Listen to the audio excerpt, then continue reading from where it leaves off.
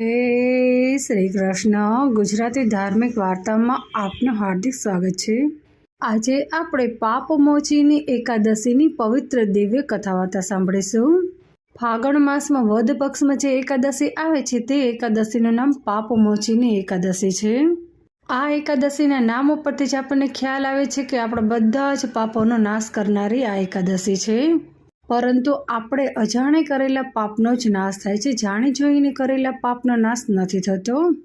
હવે આપણે આપણા તુલસી ક્યારા પાસે બેસી જઈએ આસન લઈ અને આપણે કથા વાર્તા શરૂ કરી દઈએ। ધર્મરાજા યુધિષ્ઠિરે ભગવાન શ્રી કૃષ્ણને કહ્યું કે હે માધવ, ફાગણ મહિનામાં વદ પક્ષમાં જે એકાદશી આવે છે તે એકાદશીનું નામ શું છે તે તમે મને કહો। ત્યારે ભગવાન શ્રી કૃષ્ણએ કહ્યું કે હે ધર્મરાજા, ફાગણ મહિનામાં વદ પક્ષમાં જે એકાદશી આવે છે તે એકાદશીનું નામ પાપમોચીની એકાદશી છે। યુધિષ્ઠિરે ભગવાન શ્રી કૃષ્ણને કહ્યું કે હે માધવ, કૃપા કરીને તમે મને આ વ્રતની પવિત્ર દિવ્ય કથા વાર્તા સંભળાવો। ત્યારે ભગવાન શ્રી કૃષ્ણએ કહ્યું કે હે રાજન, હું તમને આ વ્રતની પવિત્ર દિવ્ય કથા વાર્તા સંભળાવું છું, તે તમે ધ્યાનપૂર્વક સાંભળો। પૂર્વે માધાતા રાજાની વિનંતીથી તેમને આ વ્રતની પવિત્ર દિવ્ય કથા વાર્તા લોમસ ઋષિએ કહી હતી, તે હું તમને કહી સંભળાવું છું। પાપમોચીની એકાદશી સર્વસિદ્ધિને આપનારી અને બધા સંકટોને દૂર કરી અને દુર્લભ એવા પરમેશ્વરને પ્રાપ્ત કરનારી છે। સ્વર્ગમાં દેવોના લોકમાં ચૈતસ્ય નામનું અતિ મનોહર કુબેર ભંડારી વન આવેલું છે।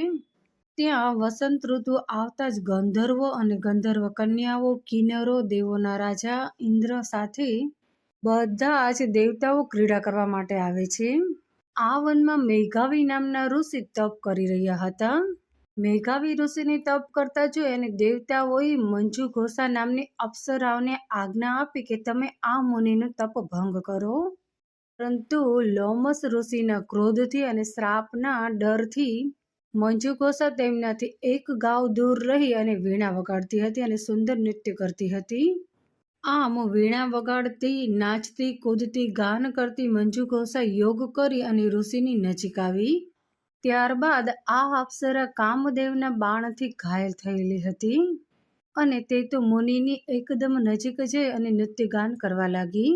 પછી તો મેઘાવી ઋષિનો તપનો ભંગ થઈ ગયો। તેમને આ અતિ મનોહર સ્વરૂપવાન અપ્સરાને નૃત્યગાન કરતી જોઈ અને આ ઋષિ તો આ અપ્સરા પર મોહિત થઈ ગયા।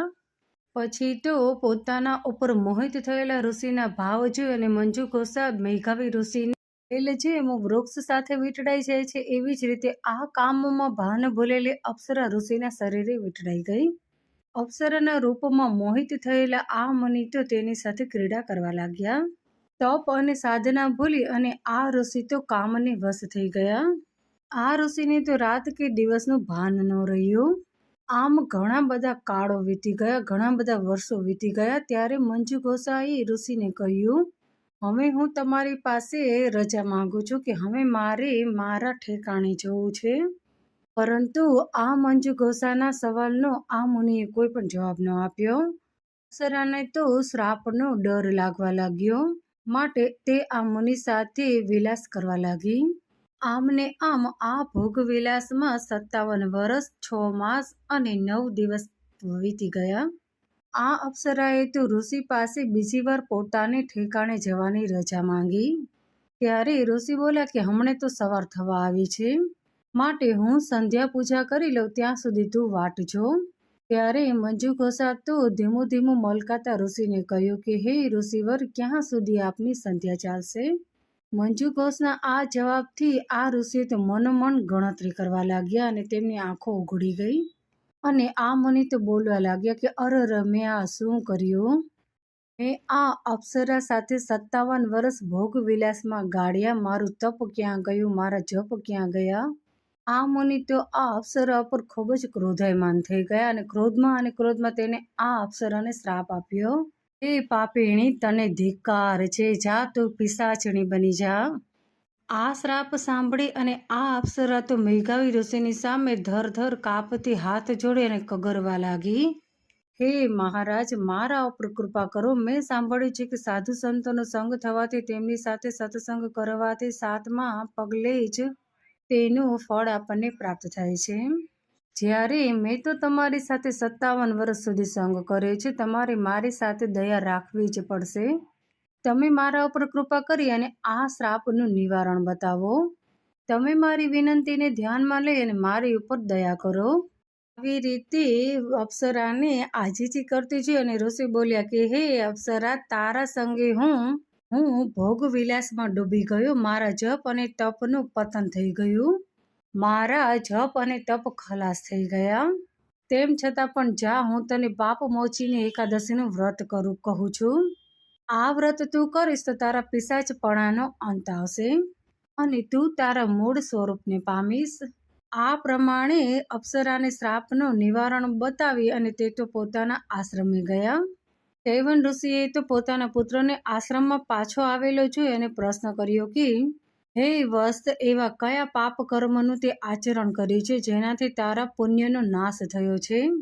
મેઘાવી ઋષિએ તો પોતાના પિતાને 2 હાથ જોડી અને નમસ્કાર કરી અને કહ્યું કે હે પિતાશ્રી, મંજુઘોષા નામની અપ્સરાના રૂપમાં હું મોહિત થઈ અને ભાન ભૂલીને તેની સાથે હું ભોગ વિલાસમાં ડૂબી ગયો, જેથી કરી અને મારા પુણ્યનો નાશ થયો છે. હે પિતાશ્રી, તમે મારા ઉપર કૃપા કરી અને આ પાપોનું પ્રાયશ્ચિત કરું તેવું તમે મને કોઈ નિવારણ બતાવો. ચૈવન ઋષિએ તો પોતાના પુત્રની આ વાત સાંભળીને તેમને ખૂબ જ દુઃખ થયું. ત્યારે તેમણે મેઘાવી ઋષિને કહ્યું કે પાપમોચીની એકાદશીનું વ્રત તમે કરો. આ વ્રત કરવાથી તમારા બધા જ પાપોનો નાશ થશે. આ વ્રત તમારે વિધિપૂર્વક કરવાનું છે. વિધિપૂર્વક કરશો તો જ તમારા પાપનો નાશ થશે. પછી તો અપ્સરા મંજુઘોષાએ અને મેઘાવી ઋષિએ પાપમોચીની એકાદશીનું વિધિપૂર્વક વ્રત કર્યું અને આ બંનેના પાપોનો નાશ થઈ ગયો. મંજુઘોષાના પાપનું નિવારણ થયું અને તે પોતાના અસલી સ્વરૂપમાં આવી અને સ્વર્ગલોકમાં ચાલી ગઈ અને મેઘાવી ઋષિના પણ પાપનો નાશ થઈ ગયો અને તે ફરીથી જપ અને તપ કરવા લાગ્યા. માટે જે પણ કોઈ નર નારી પાપમોચીની એકાદશીનું વ્રત કરશે કે તેનું મહાત્મ્ય કહેશે, સાંભળશે, તેને 1000 ગાયોનું દાન આપણે જ્યારે કરીએ ત્યારે આપણને જે પુણ્યફળ પ્રાપ્ત થાય છે તે પુણ્યફળ પ્રાપ્ત થશે. હિંસા કરનારો, ચોરી લૂંટફાટ કરનારો, વ્યભિચારી, પાપ આચરણ કરનારો પોતાની વૃત્તિ છોડી અને પાપમોચીની એકાદશીનું વ્રત કરશે, તેનું મહાત્મ્ય સાંભળશે, કહેશે તો તેને પાપોનું નિવારણ થશે. માટે સૌએ આ પાપમોચીની એકાદશીનું વિધિપૂર્વક વ્રત અવશ્ય કરવું જોઈએ.